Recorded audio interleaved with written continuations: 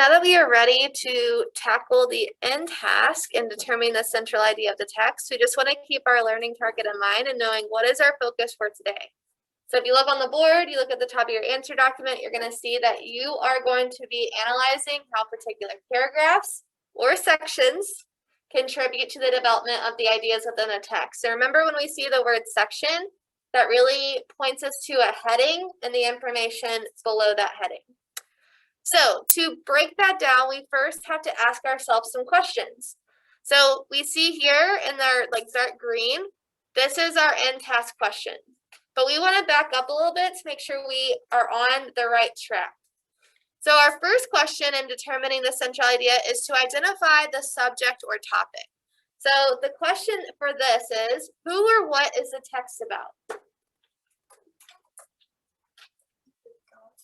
Okay, what else? How they have human qualities. Okay, but I'm missing an overall idea.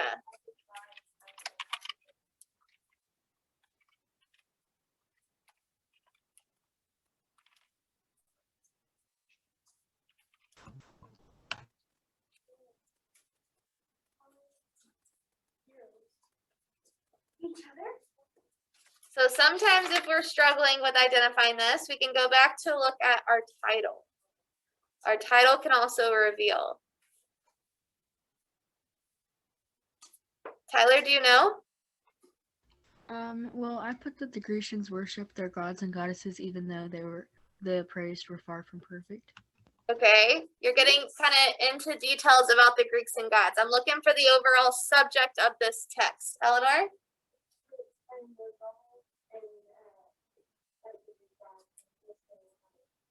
Okay, closer, but it's the Greek gods and yeah.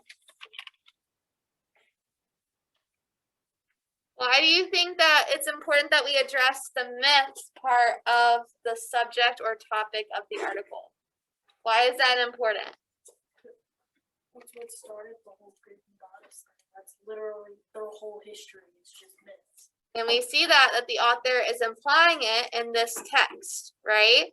He's defining what the myth is. So now, what does the author reveal about the subject? What idea is repeated over and over regarding the subject? Now we can get into a little bit more detail. Now, how can we break this down?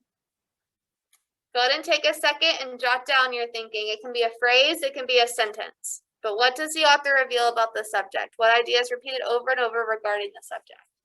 Go ahead and jot that down in this next green box.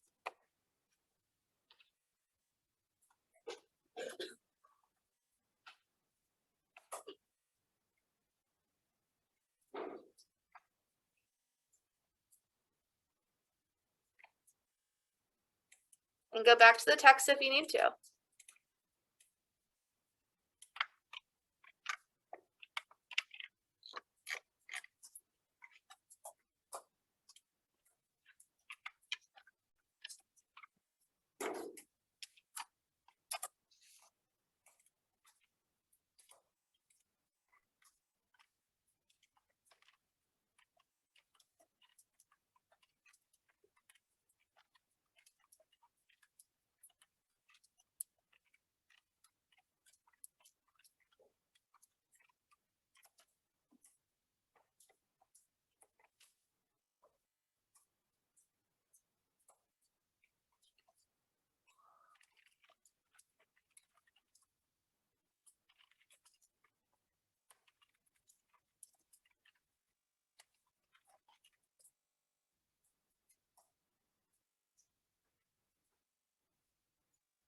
When you finish typing your sentence, you can look at mine and see, okay, how did I go a little bit deeper, but still focusing on our subjects and topics?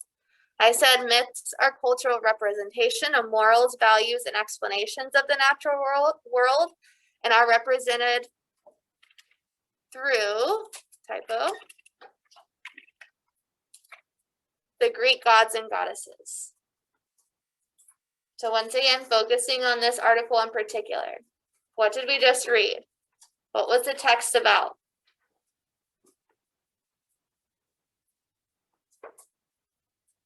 Would anyone else like to share their sentence, how they broke down, what does the author reveal about the subject?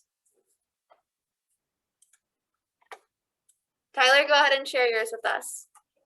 I just said that the author's main point was that the gods and goddesses of ancient Greece were imperfect and sinned, and they demonstrate this by telling the stories of the Greek gods and goddesses' downfalls. Yes. Addison, would you like to share yours? The author reveals the fact that it's a story of the gods and goddesses of all men. Okay. Audrey? I said, author reveals the Greek used their gods to explain natural events and explain the. Yeah. So through the gods and goddesses, the world is explained, right? Creation was explained. Sarah?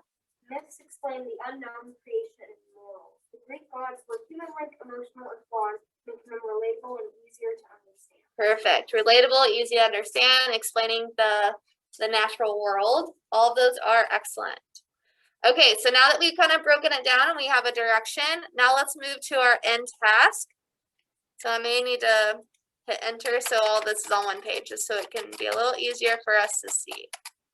So notice this is kind of a progression. We had to first identify the subject, the topic, then we had to go a little bit more in depth, and then we are now going to be looking at the sections 2, 3, and 4. So when I say sections 2, 3, and 4, we're looking at the headings, okay? So the first section would be considered the intro, so everything above our first heading. So paragraphs 1 through 3, that would be the intro. You with me? Okay, section 2 would be our first heading that you talked about in your analyze the text questions. Then we have section 3 with our next heading, and then we have section 4 and 5, okay? So, how do sections 2, 3, and 4 in particular relate to each other? And then how do they contribute to the central idea? So we need to first examine them in isolation, looking at them individually, but then we're also looking at them as a whole, okay? So let's take what we have with these first two sentences and start off our paragraph. So I'm going to always start by introducing the title of the text, okay? So you can do this with me, or as you can write yours as I'm writing, and then we can compare at the end. So let's go ahead and introduce our title of the text.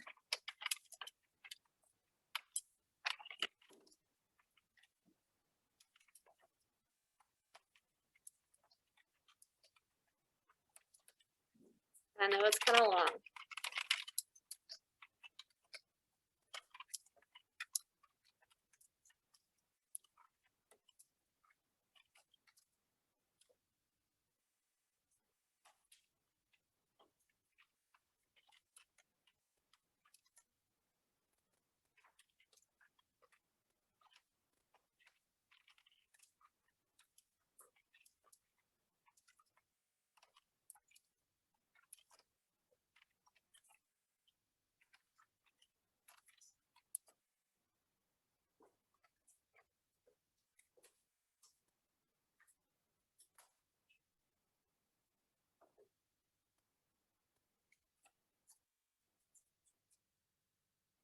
So notice how I just wrote one sentence and I just introduced what we already discussed in our first box.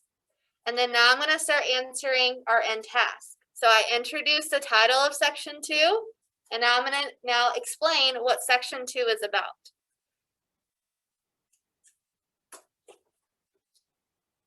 So give a quick summary. You can give actual evidence or you can paraphrase.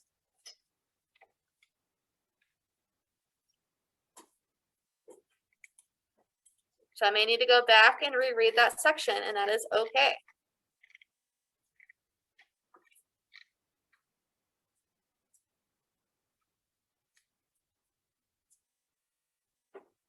So we're explaining what each section is about. Keeping in mind like what the author is revealing about the subject. So making sure it all connects back to our subject and what the author is revealing.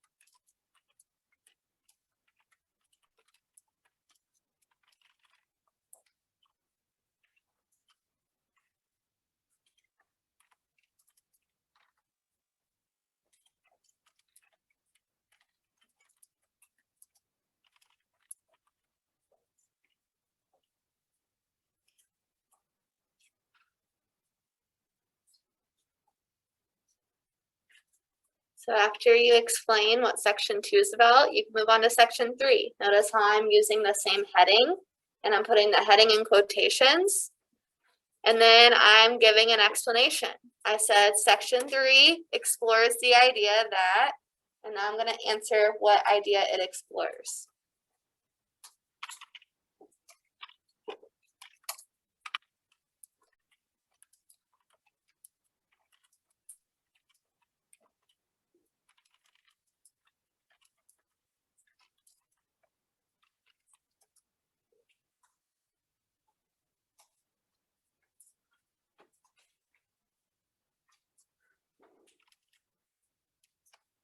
And I'm going to go back and make sure I'm going and not stopping here because I have not fully answered the end task. So I kind of set myself up to answer section 4. I'm going to connect section 4 to what I said in section 3, how they learned right and wrong lessons from these tales.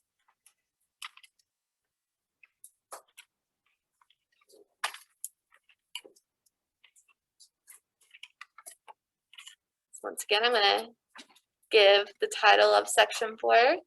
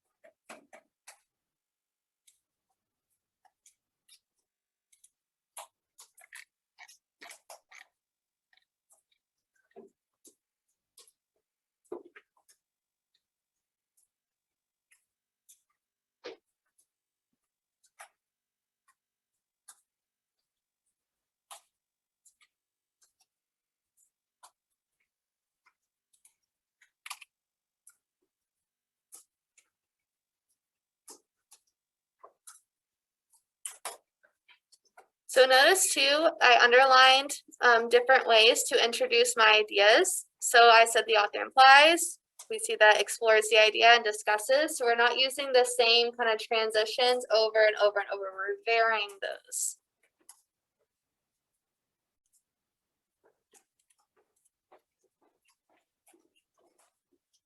So notice here where we have we identified section 2, 3, and 4, and we showed how they related to each other and they have been built on each other, right? So now we can't just stop here though, because we haven't fully answered the prompt. Now we need to make sure that we are answering how they contribute to the central idea of the text, right? So we need to now go back to our box from what does the author reveal about the subject to make sure that we have included that in our writing response. How can we do that? Well, maybe we can add in a transition. Remember, the central idea is what has been repeated from beginning, middle, and end of the text that the author wants the reader to learn or take away. So let's add 1 or 2 more sentences to make sure we answer how each section contributes to the central idea. Let's do that now.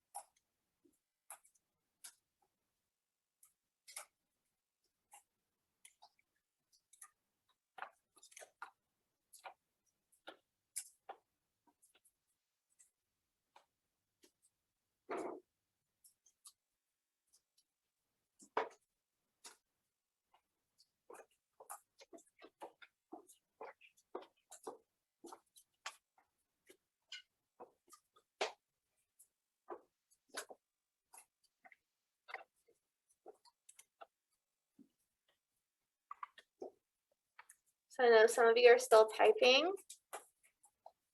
But notice too in my explanation how I bolded the sections of the text that match the prompt. I encourage you to do that with me here. So if you said section 2, section 3, section 4, bold those words. If you use the word central idea, bold those words. We want to make sure that we are using the words that are in the prompt. Because when we use the words that are in the prompt, we make sure that we are answering the in-task question. If we are not careful and we don't purposely use the words that are given to us in the prompt, sometimes we stray away and don't fully answer the question. So go ahead and do that with me.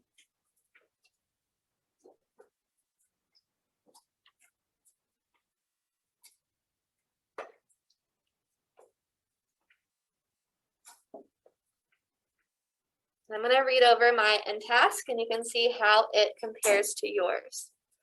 I said in the text, a short history of the Greek and Roman gods, goddesses, and heroes, the author implies that he is defining a myth.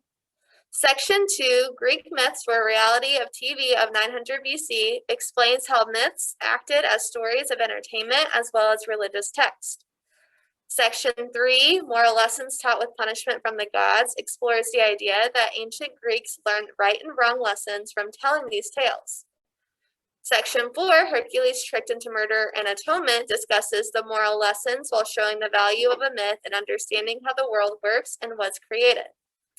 Overall, each section builds on the central idea that myths are cultural representations of morals, values, and explanations of the natural world. So notice how these questions that we answered at the beginning before we started writing really helped us, and we were able to use this information in our end task. Notice how I used a transition here to transition from one question to the other to make sure that I'm fully answering the prompt. So now circling all the way back to our learning target, did we fully analyze how particular paragraphs contribute to the development of the ideas within the text? Yeah, and we did that by looking at sections 2, 3, and 4, and then looking at them as the text as a whole.